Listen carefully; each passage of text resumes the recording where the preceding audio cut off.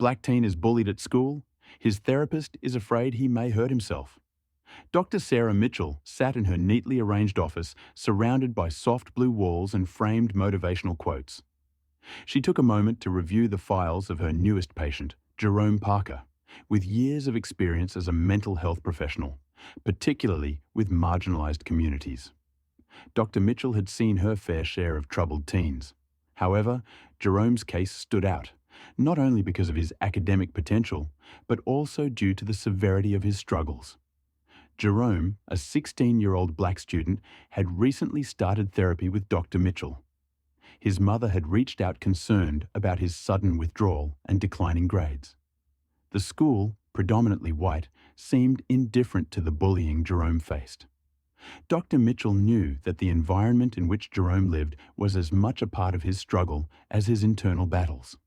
As the clock ticked closer to the start of Jerome's appointment, Dr. Mitchell made sure everything was in order.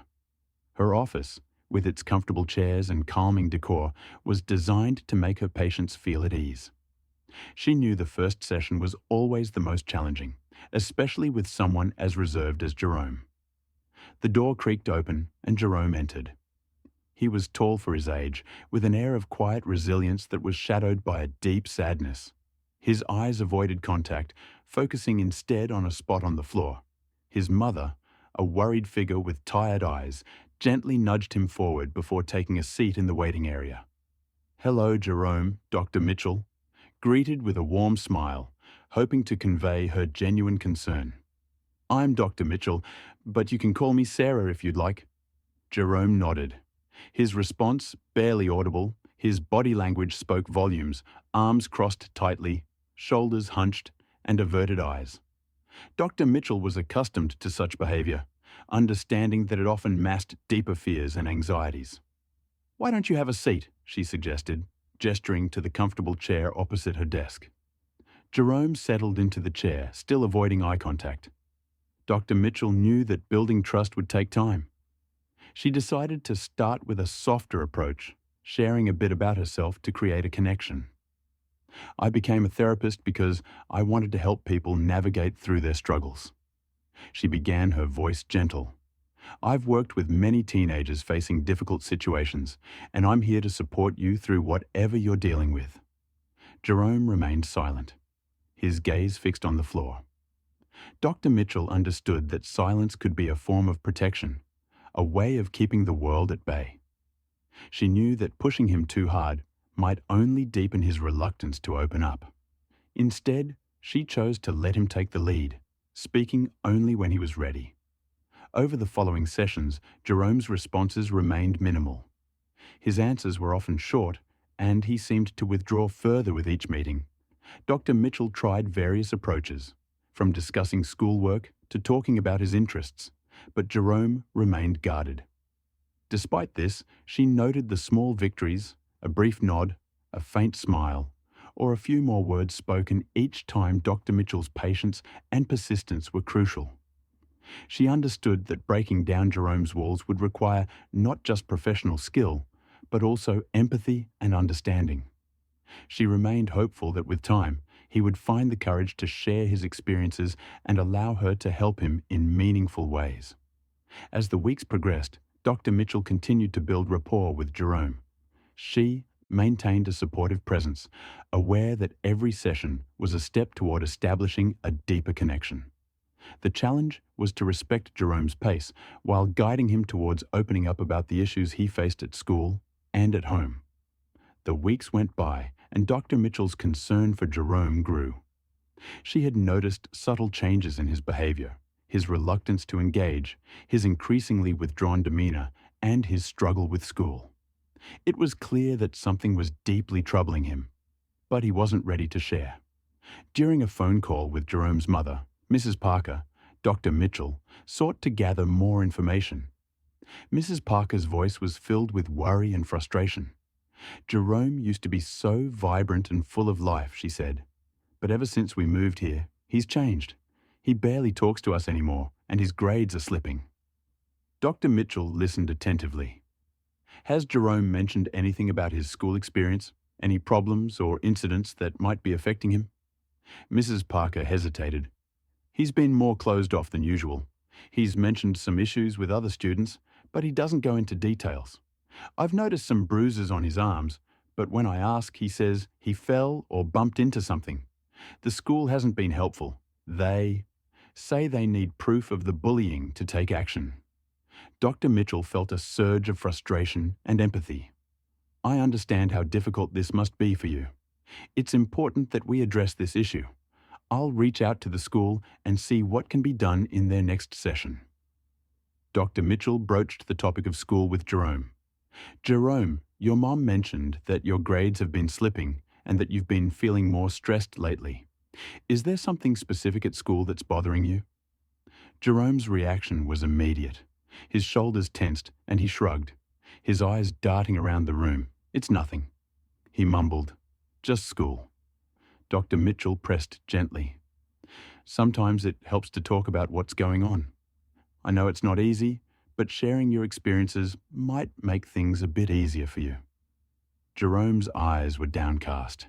He was clearly struggling with the weight of his experiences. I don't want to talk about it, he said quietly. Dr. Mitchell respected his boundaries, but remained determined. She knew that gaining his trust would take time, and she had to balance her approach to avoid pushing him away. She continued to offer support, hoping that one day he would feel safe enough to open up outside the therapy sessions. Dr. Mitchell began her efforts to address the bullying. She reached out to the school administration, requesting a meeting to discuss Jerome's situation. The school's indifference was disheartening, but Dr. Mitchell was prepared to advocate for her patient vigorously.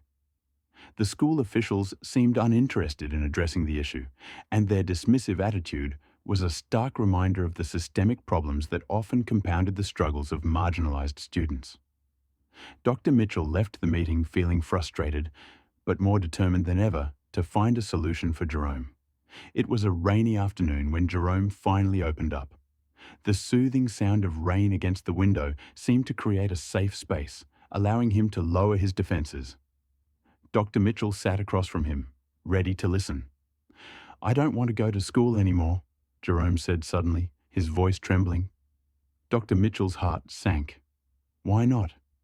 Jerome, can you tell me more about what's been happening at school? Jerome hesitated, tears welling up in his eyes. They hate me, he said, his voice cracking. They call me names, push me around and make fun of me. They say I don't belong because I'm black. Dr. Mitchell's chest tightened with empathy and anger. No one should ever be treated like that. It's unacceptable, and you don't have to endure it alone. We're going to work through this together. Jerome's tears flowed freely. Now, I can't take it anymore. I just want it to end. Dr. Mitchell leaned forward, her voice soft but firm. Jerome, I need you to promise me something. If you ever feel like you can't handle it, if you ever think about hurting yourself, you have to reach out. You can talk to me, your mom, or anyone you trust. Can you promise me that? Jerome nodded. His expression one of raw vulnerability. I promise. Dr. Mitchell placed a comforting hand on his. We'll fight this together, Jerome. I'll do everything I can to support you and ensure that you're safe. In the following sessions, Dr. Mitchell focused on helping Jerome develop coping strategies and building his confidence. They worked on identifying triggers and finding ways to address the bullying. Dr. Mitchell also began collaborating with Jerome's family to ensure they were involved in the process and supportive of his recovery. The breakthrough was significant, but Dr. Mitchell knew that the road ahead would be challenging. The bullying was not going to stop overnight, and Jerome would need continued support and advocacy to navigate the obstacles he faced. Despite the progress in their sessions, Jerome's distress began to manifest more intensely. He started showing signs of severe emotional distress, including expressions of hopelessness and thoughts of self-harm. Dr. Mitchell noticed the changes and knew they needed to act quickly. Jerome, you've mentioned feeling hopeless and having thoughts about hurting yourself. Dr. Mitchell said gently, these are serious concerns, and we need to address them together. It's important that you let me know what you're experiencing so we can work on finding solutions. Jerome's eyes were filled with fear and sadness. I don't know how to stop the thoughts. They just keep coming. Dr. Mitchell decided to increase the frequency of their sessions. She wanted to provide Jerome with the additional support he needed during this critical time. She also reached out to the school once more, hoping for a more responsive approach to the bullying issue. However, the school administration remained dismissive. "We haven't seen any concrete evidence of bullying." The principal said coldly, "We can't take action without proof. If Jerome is struggling, he might need to work on coping strategies." Dr. Mitchell's frustration mounted. Jerome's experiences are valid, and the school has a responsibility to ensure his safety. Ignoring these issues won't make them disappear. We need to address the problem directly. Despite her efforts, the school remained uncooperative. Dr. Mitchell felt a growing sense of urgency to find alternative solutions for Jerome. She knew that the school's inaction could exacerbate his distress, and she needed to ensure that Jerome received the support he required. One day, Jerome missed a therapy session, and Dr. Mitchell's concern escalated. She tried calling his home, but there was no response. When she reached Mrs. Parker, the anxiety in her voice was palpable. "Jerome hasn't been home since this morning." Mrs. Parker said, her voice trembling, "I'm scared." Dr. Mitchell's heart raced. "I'm coming over. We need to find him." When Dr. Mitchell arrived at Jerome's house, Mrs. Parker was pacing the floor, her worry evident. "I've called everyone he knows," she said, tears streaming down her face. "No one has seen him." Dr. Mitchell's concern was mounting. "We need to contact the police and start a search. Jerome's safety is our priority." They contacted the police, who quickly organized a search effort. Dr. Mitchell, Mrs. Parker, and Jerome's friends began scouring the neighborhood, visiting places Jerome might go to be alone. The search extended into the night, the growing darkness adding to their anxiety. Every corner of the neighborhood was checked, every possible location visited. Dr. Mitchell's worry was a constant weight on her shoulders, but she remained focused on finding Jerome. The search for Jerome continued through the night, and the uncertainty was palpable. Dr. Mitchell, accompanied by Mrs. Parker and a few of Jerome's friends, combed through the local park. The darkness seemed to amplify their fears, but they were determined to find him, Jerome. They called out repeatedly, their voices echoing through the empty park. "Jerome, if you can hear us, please come out." Hours passed with no sign of him. Dr. Mitchell's anxiety grew with each minute. She tried to stay calm for Mrs. Parker's sake, but inside she was overwhelmed with fear for Jerome's safety. Just as the search seemed hopeless, a faint sound caught their attention. Dr. Mitchell's heart leaped as they hurried towards the source of the sound. There, sitting alone on a bench, was Jerome. His appearance was disheveled, and his posture was one of utter desolation. "Jerome," Dr. Mitchell called out, rushing to his side. "Thank goodness we found you." Jerome looked up, his eyes red and swollen from crying. "I didn't know where else to go," he whispered. Dr. Mitchell knelt beside him, her voice soothing. "You're not alone. We're here for you, and we want to help. Let's go home. Okay?" Jerome nodded weakly, and Dr. Mitchell helped him to his feet. As they made their way back, she reassured him of her continued support and the steps they would take to address the bullying and his emotional distress. The following day, Dr. Mitchell accompanied Jerome and his family to meet with a lawyer. They discussed the possibility of taking legal action against the school for their failure to protect Jerome. The lawyer, sympathetic to their situation, agreed to take on the case. Dr. Mitchell remained actively involved in supporting Jerome and his family throughout the legal process. The lawsuit was lengthy and complex, but it highlighted the critical need for schools to address bullying and protect their students. Jerome's experience and the legal action against the school began to have an impact. The case drew attention to the broader issue of racial bullying and prompted discussions about systemic changes needed within the educational system. With Dr. Mitchell's guidance, Jerome and his family made the decision to transfer him to a more inclusive school. The new environment was a significant improvement. Jerome quickly adapted, making new friends and seeing a marked improvement in his grades. The change of scenery provided him with a fresh start and a renewed sense of hope. Jerome continued therapy with Dr. Mitchell, who worked with him on rebuilding his self-esteem and developing healthier coping mechanisms.